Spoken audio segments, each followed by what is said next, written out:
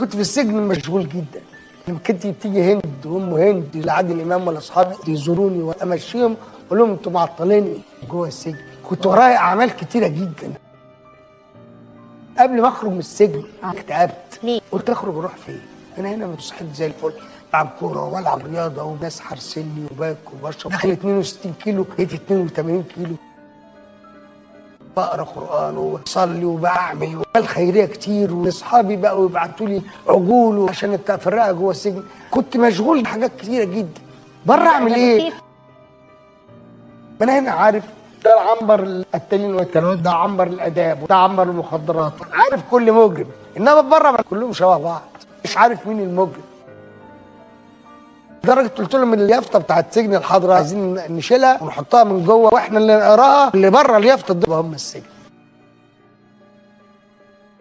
لما اتجهت لربنا واداني صبر جميل جدا. واقرا في قصص الانبياء وقصه سيدنا يوسف ال7 سنين اللي اتسجنهم، الصبر اللي صبروا في يونس اللي دخل بطن الحوت.